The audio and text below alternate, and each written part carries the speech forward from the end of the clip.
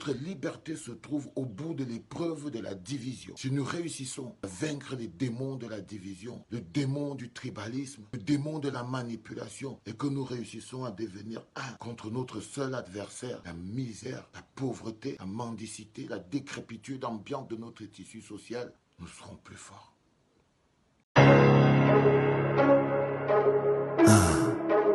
Who I am. I don't really know.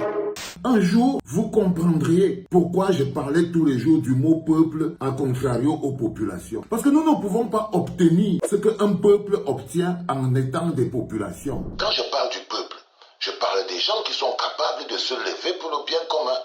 Par exemple, je parle de la base. Par exemple, je parle des Amazones.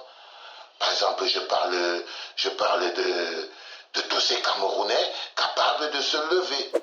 Je parle de tous ces prisonniers politiques qui sont enfermés. Le peuple, ce n'est pas les populations. Les populations ne font pas la politique. Non, les populations sont des instruments de politique. Les populations sont des faits-valoir. Les populations sont des pions que les gens qui ont décidé de faire de la politique utilisent. Les populations ne sont pas impliquées dans la politique. Les populations n'influencent pas la politique. Les populations n'ont pas une existence. Le peuple a une existence politique. Le peuple influence la politique. Le peuple se lève quand la politique a un problème. Le peuple sénégalais ne veut pas du troisième mandat. Le peuple sénégalais est en train de magnifier le fait qu'il est un peuple et qu'il n'a pas le temps à perdre avec les choses du tribalisme et tout et tout. Les populations, quand la politique ne marche pas, elles supplient. Le peuple reçoit de droit l'accompagnement du gouvernement. Le peuple reçoit de droit, exige, prend. Les populations reçoivent des dons. Les populations, elles reçoivent des dons. Le don spécial du chef de l'État, le don d'Atanganji, le don du préfet, le don du maire. Les populations vivent des dons. Quand quelqu'un vit des dons, quand c'est quelqu'un qui te choque constamment, est-ce qu'à un moment donné, tu as encore la force de lui dire quelque chose que tu penses? La population vit de dons, c'est pour ça qu'elle est faible, c'est pour ça qu'elle est mendiante, c'est pour ça qu'elle est corrompue. Et quand on veut diriger un endroit pendant longtemps, on n'appelle pas le peuple, on les appelle les populations.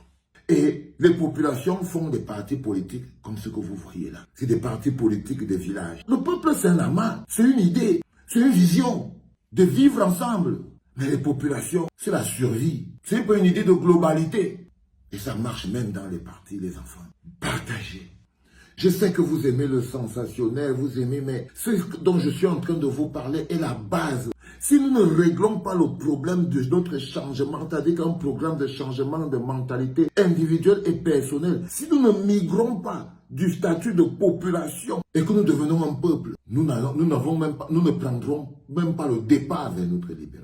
Notre liberté se trouve au bout de l'épreuve de la division. Si nous réussissons à vaincre les démons de la division, le démon du tribalisme, le démon de la manipulation, et que nous réussissons à devenir un contre notre seul adversaire, la misère, la pauvreté, la mendicité, la décrépitude ambiante de notre tissu social, nous serons plus forts. C'est pour ça que ça coince. Parce que c'est en chacun d'entre nous que réside. Quand chacun d'entre nous va prendre une partie de son pouvoir et mettre ça dans l'avancement commun.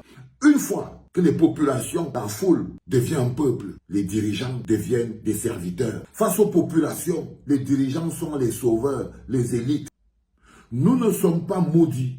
Nous avons été conditionnés mentalement, psychologiquement. Nous avons été conditionnés sur comment même nous devons nous percevoir nous-mêmes. À nous voir comme des gens qui sont là pour supplier. On se lève aujourd'hui, le don du chef pour la route, le don du chef pour les pauvres. Le Cameroun, lui, nous donne quoi? Si tout c'est un don, on fait une école, c'est un don. Si tu voles, c'est comme si quelqu'un vous volait à vous pour vous redonner. C'est ça le rapport entre le gouvernement et les populations.